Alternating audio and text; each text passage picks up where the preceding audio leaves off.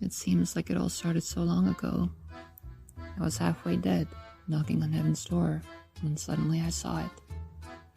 I don't remember actually entering that house.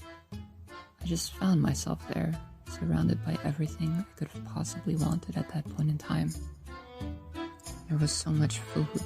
There were beautiful clothes and toys and combs, hair accessories.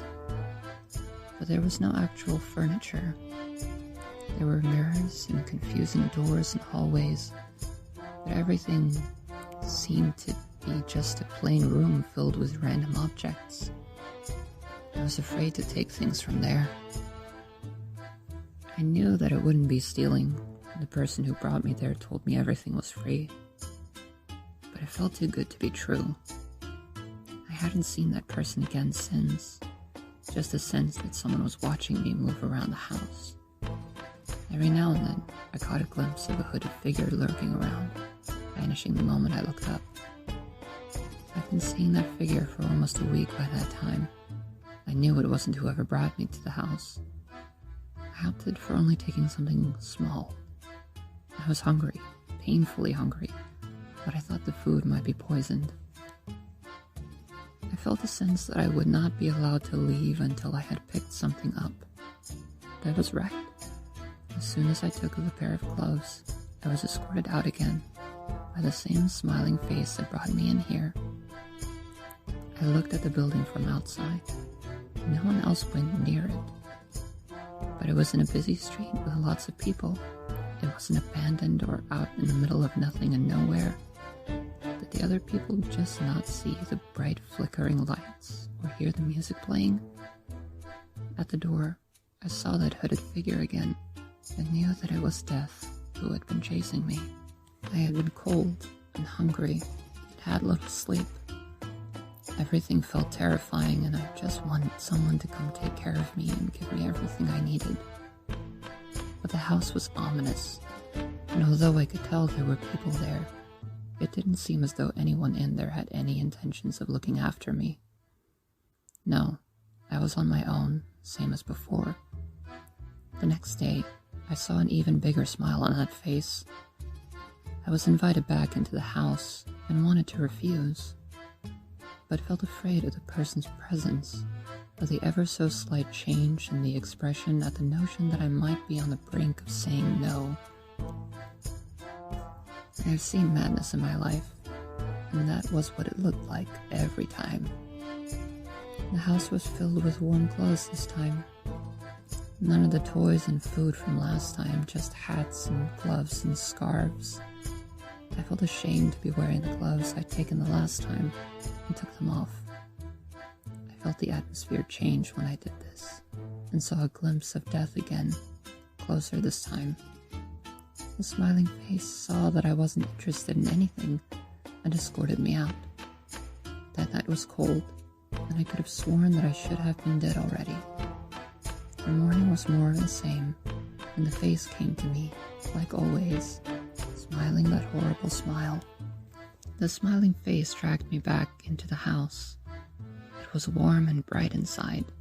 Before, it was always dimly lit, difficult to see in, but now there were showy lights and everything seemed bright and sparkling, as if they wanted to entice me with all that glitters. Everything was shiny and seemed to be made of either gold, silver, or some kind of jewel. Even the food seemed to glitter and sparkle in the light. I felt my stomach rumbling and I thought, what would I even do with all this junk? It all seems fake and cheap, and I don't want it just because it looks nice.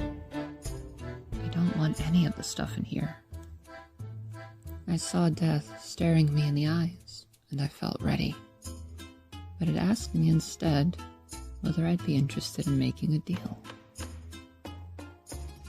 I could live a little longer and then have to drag someone with me when I went. I asked who. Death told me. I felt anger that I hadn't felt in a long time and shook my head.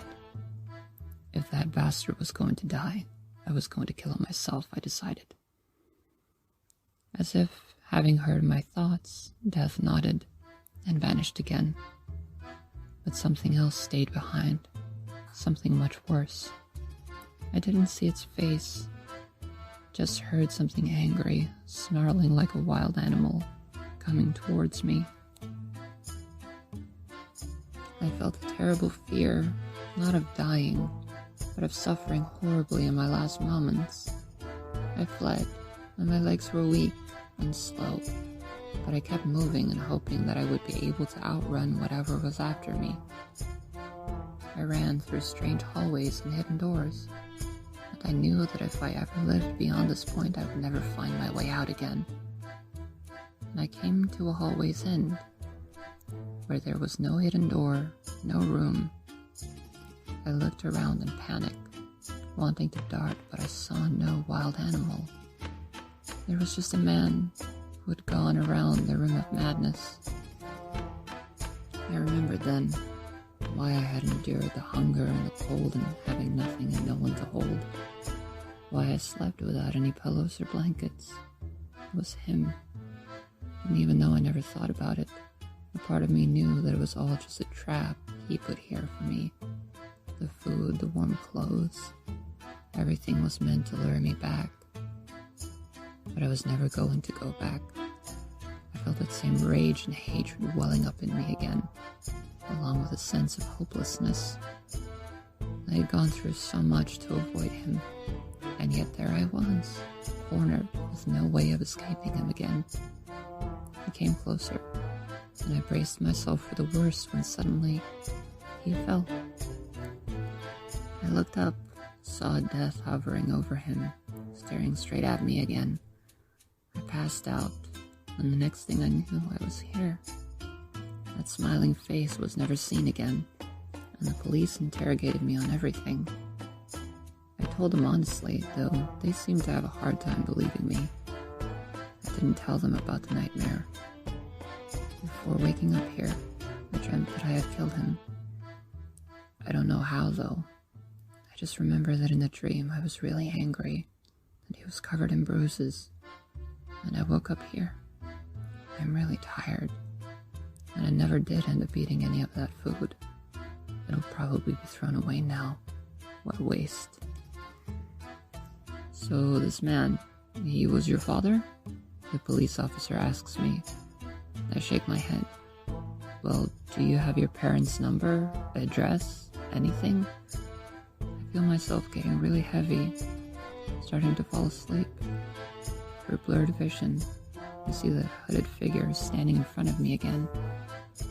I try to open my eyes, and suddenly, the figure is much closer, holding my head.